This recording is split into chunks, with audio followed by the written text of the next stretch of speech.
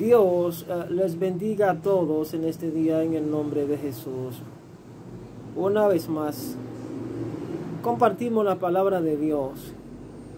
Y estoy leyendo un libro súper interesante. Y es de una escritora de una organización cristiana, una mujer que Dios la usó muy poderosamente. La Elena de White. Es un libro extraordinario. Este libro me cuentan que tiene la biografía más completa del Señor Jesús. Se llama El deseado de todas las gentes.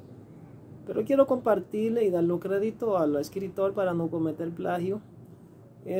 Y por eso estoy argumentando sobre la base de la fuente de que voy a leer. Solamente quiero compartir este tema, pues me parece sumamente importante. A propósito de que en estos tiempos es necesario que se están produciendo transiciones, se están produciendo cambios, transformaciones, cambios de estructura, traspaso de antorcha, líderes que se niegan a entregar la antorcha, a entregar las posiciones, los ministerios, gente que de alguna manera están siendo, Dios le está quitando de manera forzosa de las posiciones. Ponemos el caso de Moisés cuando Dios le dice, prepárame a Josué y él será tu sucesor. Y también el caso de Elías cuando le dice, mira, úngeme a Eliseo en tu lugar.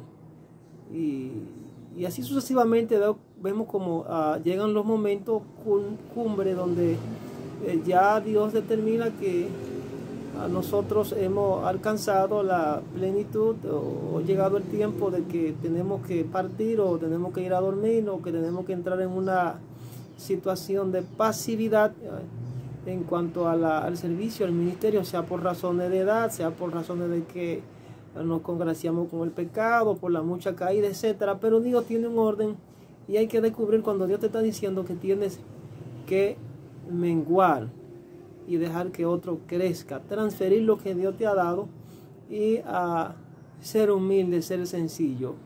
Caso diferente a lo que planteo le pasó a Saúl, donde Dios le dijo, yo te desecho para que no sigas siendo rey. Le advirtió, le habló al profeta Samuel y Samuel le llevó el mensaje al rey, mas el rey no quiso aceptar la orden de Dios y terminó, según analistas, en un suicidio. Entonces es lo que comúnmente vemos hoy en diferentes autoridades, no solamente del ámbito político, de la gobernanza de las naciones, sino también en el área de espiritual. También ocurren muchas traumas, muchos trastornos y confusiones, y las personas no quieren aceptar su condición de que tienen que despojarse, de que tienen que desprenderse, de que esto es prestado y que aquí el único grande Dios, y debemos ser humildes y ser sensibles a su voz cuando Él nos está ordenando lo que tenemos que hacer para así poder agradarle. Pero no vamos a abundar mucho sobre esta introducción, sino que vamos a entrar en tema. Le voy a dar lectura a estos textos bíblicos y estos temas que me impacta sobremanera. Y os conviene que le demos lectura, puesto que estamos en este tiempo de transición y de cambio en el mundo entero, no solamente en el aspecto espiritual, sino en el aspecto social y político y todo orden. Vamos a leer, el tema que dice aquí: a Él conviene crecer, a Él conviene crecer, en el nombre del Padre, del Hijo y del Espíritu Santo. Dice así: durante un tiempo la influencia del Bautista, Juan el Bautista, que era el profeta, uno de los profetas más grandes que, según dijo Jesús, el más grande de la historia. La influencia de Juan el Bautista sobre la nación judía o de Israel había sido mayor que la de sus gobernantes, sus sacerdotes o príncipes. Si hubiese declarado que era el Mesías y encabezado una rebelión contra Roma, los sacerdotes y el pueblo se habrían agolpado alrededor de su estandarte. Satanás había estado listo para asediar a Juan el Bautista con toda consideración halagadora para la ambición de los conquistadores del mundo.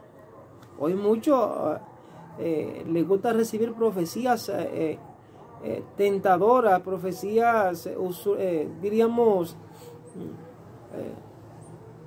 como le pasó al apóstol Pablo, que había una joven que le hacía reconocimiento de que eran hombres de Dios mientras predicaban. Estos hombres que hoy predican el evangelio son hijos del Dios Altísimo, etcétera, y le hacía unos reconocimientos, pero sin embargo no era Dios, sino era una joven que tenía un espíritu de adivinación, que recibía muchas ganancias y llevaba a sus amos. Entonces vemos que hay muchas profecías, unas profecías que promueven la idolatría, y lo que procuran es llevar a los siervos a que se desvíen de la voluntad de Dios y atesorar el egocentrismo y toda clase de artimañas diabólicas que van a desenfocar a los ministros del Señor. Entonces, frente a las evidencias que tenía de su poder, Juan el Bautista había rechazado constantemente esta magnífica seducción. Bien, esas son profecías seductoras, profecías halagadoras y que inducen a los siervos a que ellos se ven bien, que ellos tiendan bien y que de alguna manera no fallan, o que tienen que seguir ahí porque ellos son vitalicios. Señores, nadie es vitalicio temporalmente aquí en esta tierra, estamos de paso. Juan nunca atesoró eso. Había dirigido hacia Cristo la atención que se fijaba hacia en él en ese momento. Ahora veía que el flujo de la popularidad se apartaba de él para dirigirse al Salvador. Día tras día disminuían las muchedumbres que le rodeaban. Cuando Jesús vino de Jerusalén a la región del Jordán, la gente se agolpó para oírle. El número de sus discípulos aumentaba diariamente. Muchos venían para ser bautizados, y aunque Jesús mismo no bautizaba,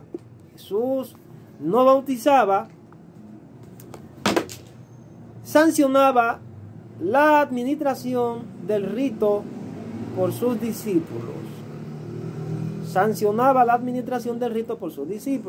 Así puso su sello sobre la misión de su precursor, que es Juan el Bautista. Pero los discípulos de Juan miraban, dice aquí, con celo la popularidad creciente de Jesús. Estaban dispuestos a criticar su obra, y no transcurrió mucho tiempo antes de que hallaran ocasión de hacerlo. Se levantó una cuestión entre ellos y los judíos acerca de si el bautismo limpiaba el alma del pecado. Ellos sostenían que el bautismo de Jesús difería esencialmente del de Juan, caso que está ocurriendo hoy naturalmente. Mucha gente confundida en cuanto a lo que es el bautismo del Espíritu Santo y el bautismo en las aguas. Pronto estuvieron disputando con los discípulos de Cristo acerca de las palabras que era propio emplear al bautizar, y finalmente en cuanto al derecho que tenía Jesús para bautizar. Hoy ocurre lo mismo, diferencias que hay encontradas en diferentes organizaciones, donde algunos dicen que si es menester bautizar o no, o que si esto es así o es asado, o que si tú te pierdes o te salvas, que si no te bautizas en las aguas no eres de la doctrina de Cristo, etcétera. Pero en fin, hay diferentes pensamientos y corrientes doctrinales. Pero vamos a ver lo que sigue. Los discípulos de Juan vinieron a él con sus motivos de queja, diciendo: Rabí, el que estaba contigo de la otra parte del Jordán, del cual tú diste testimonio, he aquí bautiza, y todos vienen a él. Con esta palabra Satanás presentó una tentación a Juan. Aunque la misión de Juan parecía estar a punto de terminar, le era todavía posible estorbar la obra de Cristo. Si hubiese simpatizado consigo mismo y expresado pesar o desilusión por ser superado, habría sembrado semillas de disensión que habrían estimulado la envidia y los celos, y habría impedido gravemente el progreso del Evangelio. Hoy ocurre situaciones que se ven dentro de las diferentes corrientes denominacionales cristianas, donde no hay unidad de pensamiento doctrinaria, y vemos aquí que existen los celos y las envidias, y no le permiten a los hermanos que vienen con toda el hambre y la sed del conocimiento, y que de alguna manera Dios le está usando para direccionarlo y transferirlo en el ministerio. Ellos tienen un enfoque, algunos, de su propia creencia, y no le dan paso, no hay humildad. Juan tenía por naturaleza los defectos y las debilidades comunes a la humanidad, pero el toque del amor divino le había transformado. Moraba en una atmósfera que no estaba contaminada por el egoísmo y la ambición. El pecado del egoísmo y la ambición no moraban en Juan el Bautista, y lejos de los mismos de los celos. No estuvo de acuerdo con el descontento de sus discípulos, sino que demostró cuán claramente comprendió su relación con el Mesías y cuán alegremente daba la bienvenida a aquel cuyo camino había venido a preparar. Dijo: no puede el hombre recibir nada a menos que no le sea dado del cielo. Vosotros mismos, que sois testigo, que dije: yo no soy el Cristo, sino que soy enviado delante de él. El que tiene la esposa es el esposo, pero el amigo del esposo que está a su lado y lo oye, se goza grandemente de la voz del esposo. Juan se presentó a él mismo como el amigo que actuaba como mensajero entre las partes comprometidas preparando el matrimonio. Cuando el esposo había recibido a la esposa, la misión del amigo había terminado. Se regocijaba en la felicidad de aquellos cuya unión había facilitado. Así había sido llamado Juan para dirigir la gente a Jesús, y tenía el gozo de presentar el éxito de la obra del Salvador. Dijo: por eso mi gozo es completo. Es necesario que Él crezca y que yo disminuya. ¿Podremos escuchar palabras como esas hoy día? Seguimos. Mirando con fe al Redentor, Juan se elevó a la altura de la abnegación. No trató de atraer a los hombres a sí mismo, sino de elevar sus pensamientos siempre más alto hasta que se fijasen en el Cordero de Dios. Él mismo había sido tan solo una voz, un clamor en el desierto. Ahora aceptaba con gozo el silencio y la oscuridad a fin de que los ojos de todos pudiesen dirigirse a la luz de la vida. Los que son fieles a su vocación como mensajeros de Dios no buscarán honra para sí mismos. Toda la honra y la gloria será para Dios. El amor de Dios desaparecerá en el amor por Cristo. Ninguna rivalidad mancillará la maravillosa causa del Evangelio. Reconocerán que les toca proclamar como Juan el Bautista: he aquí el Cordero de Dios que quita el pecado del mundo. Elevarán a Jesús y con él la humanidad será elevada. Así dijo el alto y sublime, el que habita la eternidad y cuyo nombre es el Santo. Yo habito en la altura y la santidad, y con el quebrantado y humilde de espíritu, para hacer vivir el espíritu de los humildes y para vivificar el corazón de los quebrantados. Esa es la condición de todo siervo de Dios. Debe ser la condición de todo hijo de Dios que quiere caminar en humildad y en santidad y lo que es la voluntad perfecta de Dios.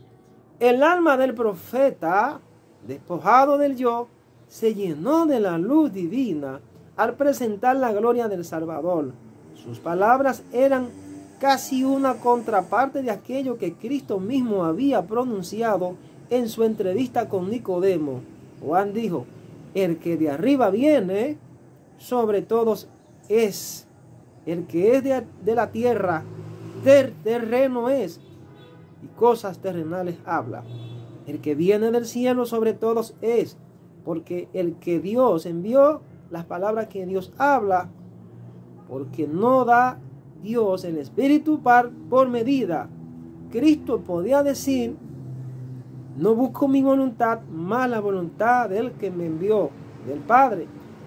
De él se declara: has amado la justicia y aborrecido la maldad, por lo cual te ungió Dios, el Dios tuyo, con óleo de alegría más que a tus compañeros. El Padre no le da el Espíritu por medida.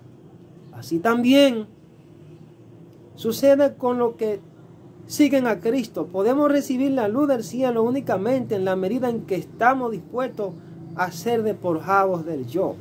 No podemos discernir el carácter de Dios ni aceptar a Cristo por la fe a menos que consintamos en sujetar todo pensamiento a la obediencia de Cristo. El Espíritu Santo se da sin medidas a todos los que hacen esto.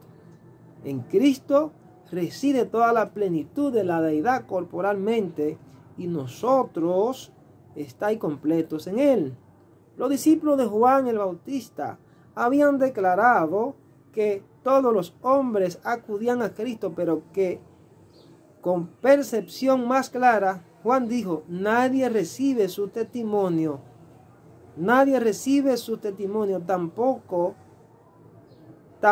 se estaban dispuestos a aceptarle como el Salvador del pecado. Pero aquel que ha recibido su testimonio,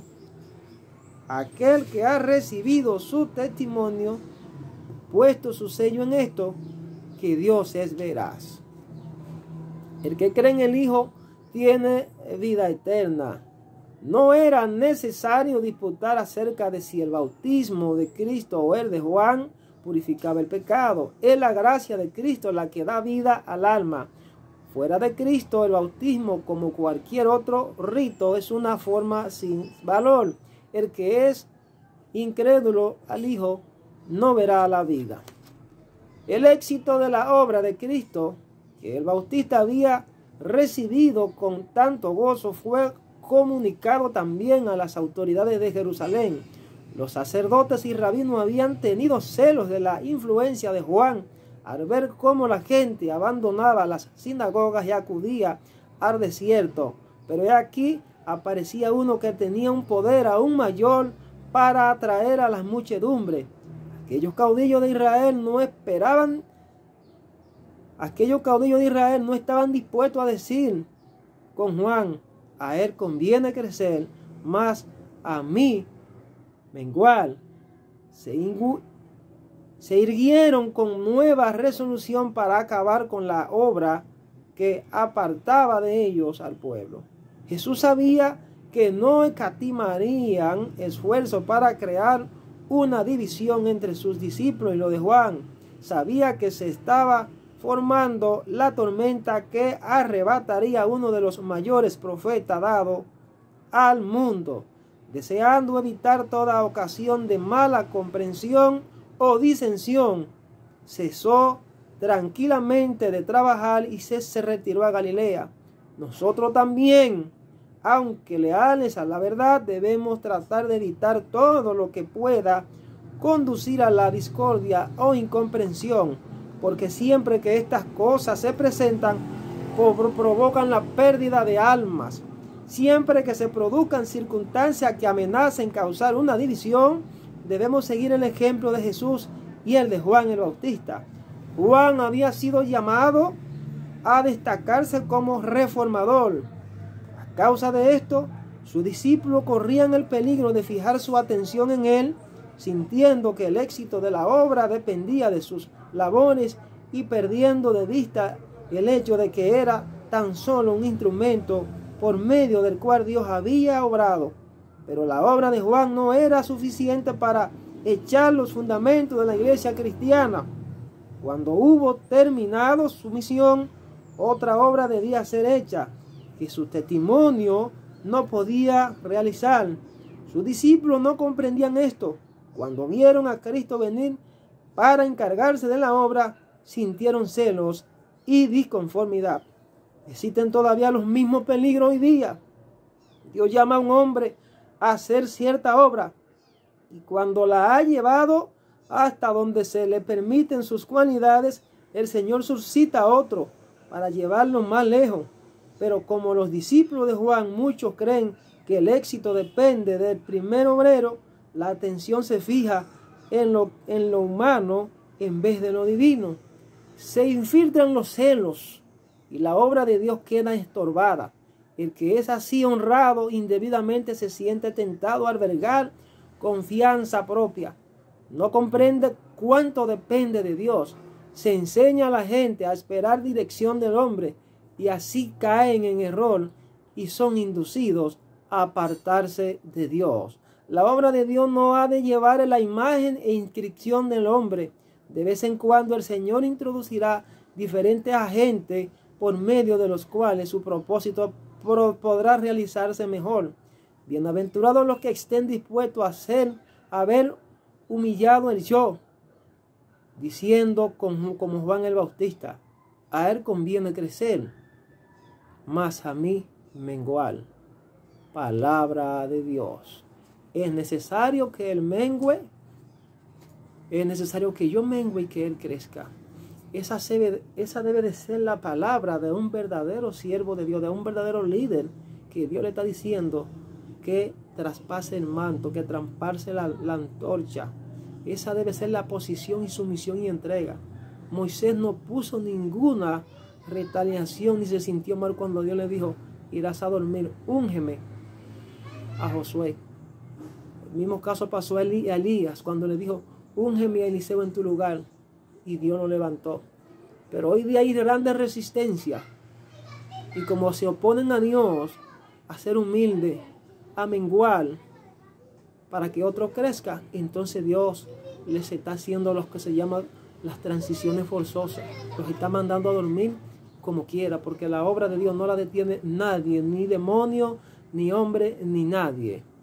Es necesario menguar, es necesario ser humilde, es necesario obedecer, es necesario transicionar a otro, es necesario ayudar a otro a que entre el propósito de Dios, porque la obra es de Dios, la obra no es de hombre.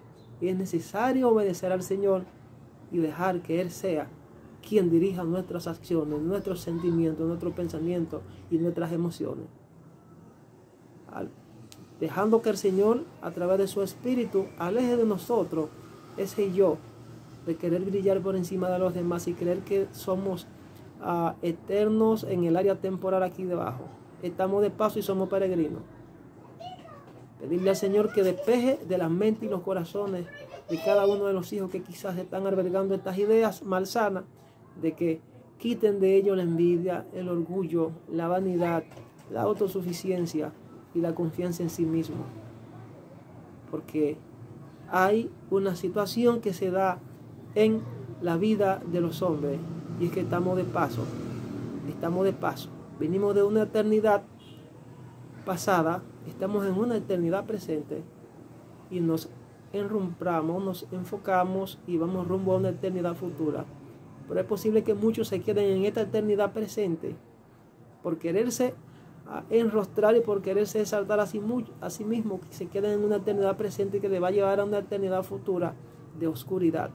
El deseo de Dios es que vayamos a una eternidad futura lleno de luz, lleno de gozo, lleno de paz, de tranquilidad, y que podamos ver su rostro. La palabra de Dios dice: porque sin santidad y amor nadie me verá. La santidad, pues, es sinónimo de amor, de humildad, que es lo que nos va a permitir nosotros ser hombres íntegros, leales a Dios, sinceros, honestos, capaces de ser abnegados como Juan el Bautista, de que entregó su vida por causa del Evangelio y no avergó la idea de tener fama, de tener el brillo, sino que él reconoció que era necesario que él partiera, porque la luz del mundo venía a este mundo y había un obstáculo que se presentó, y el gozo de él, la misión de él era preparar el camino, y él lo entendió. Es mi oración en este día que alguien que vaya a ver este mensaje sea impactado por el poder del Espíritu Santo y que Él le ministre, le convenza, le redarguya, le corrija, le instruya, le consuele y le direccione en el nombre de Jesús. Paz, por el poder de la palabra, declaro sobre ti en el nombre de Jesús. Será hasta una próxima entrega cuando estaremos compartiendo la palabra de Dios. Shalom.